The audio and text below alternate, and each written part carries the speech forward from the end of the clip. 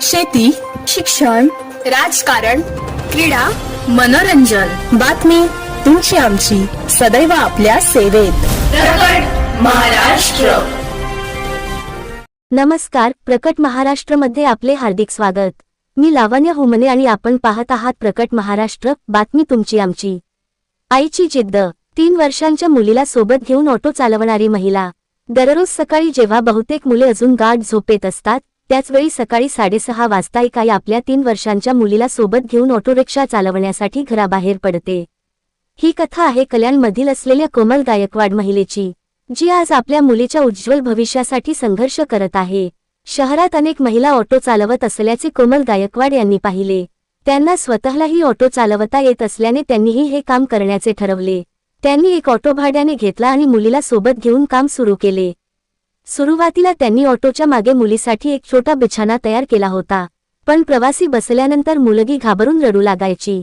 त्यामुळे नंतर त्यांनी आपल्या शेजारीच मुलीसाठी एक छोटी सीट बसवून घेतली, जिथे तेजू आरामात बसते. त्या दररोज साधारण 400 ते 500 रुपये कमवत होत्या. त्यातून ऑटोचे भाडे, घरखर्च आणि अन्नाचा खर्च भागवत होत्या. तरीही त्यांनी थोडी थोडी बचत सुरू ठेवली. 5 महिन्यांपूर्वी त्यांनी EMI-वर स्वतःची ऑटो रिक्षा खरेदी केली आहे. एकदा प्रवाशांची वाट पाहत असताना त्यांनी आपल्या मुलीसोबत ऑटोमध्ये बसलेला एक छोटा व्हिडिओ सोशल मीडियावर शेअर केला. हा व्हिडिओ काही वेळातच व्हायरल झाला. अनेकांनी त्यांच्या जिद्दीचे कौतुक करत त्यांना प्रोत्साहन दिले. आमचे प्रतिनिधी शंकर जाधव, डोंबिवली. आता 1 वर्ष झालं. 1 वर्ष झालं रिक्षा चालवते. कोण कोण असतं घरी तुमचं? आम्ही दोघीच असतो. मुलीला दिवसभर तुम्ही सोबत घेऊन फिरता? हो, दिवसभर सोबतच असते. घरी कोणी नाही तिला सांभाळ करायला. तिचं सांभाळ म्हणजे दिवसभर. आता 1 वर्षापासून ती माझ्या सोबतच असते रिक्षा. तुझे वडील काय करतात? ते गावी असते, इथे तुम्ही नाही. इकडे दोघे एकट्याच असतात? हो, दोघे जणच असतात. जेवणाचं काय?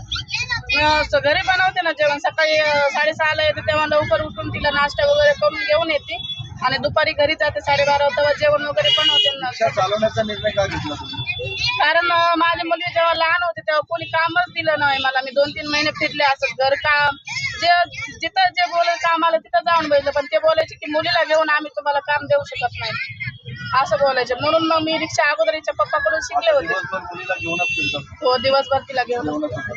रिक्षा स्वतःची आहे तुमची? हो, लोनवर घेतली. आताच 5 महिने झाले. पहिलं भाड्याने चालवायचे. पहिले तुम्ही भाड्याने चालवता? हो, 250 रुपये रोजचे द्यायचे त्यांना, भाड्याने चालवायचे. नेमका काय काय त्रास तुम्हाला सहन करावा लागतो आणि काय वाटतं? लहान मुलीला आपण घेऊन फिरतो, दुःख पण मनात वाटतं. हो, शिक्षण वगैरे काय तिला मला खूप शिकवायचंय. तिला मला चांगलं इंग्लिश मीडियम मध्ये शिक्षण द्यायचंय. तिला चांगलं घडवायचंय की तिनं कोणावर पण अवलंबून राहू नये. जशी माझ्या वेळ आली तसं तिच्यावर येऊ नये असं मला वाटते. म्हणून मी एवढी धडपड करते. आणि मला स्वतःच माझं घर नाही, मला भाड्यासाठी खूप म्हणजे त्रास सहन करावा लागतंय की भाडं टायमावर नाही भरलं म्हणून. कारण माझं रिक्षाचं EMI आणि भाडं मला एवढं होत नाही. घरचं सर्व खर्च, स्वतःचं घर आणि माझ्या मुलीचं शिक्षण झालं पाहिजे जीवनामध्ये. म्हणून मला तेवढंच त्याच्यासाठी मी एवढं धडपड करते. दिवसभर रिक्षावर मुलीला घेऊन चालवते रिक्षा.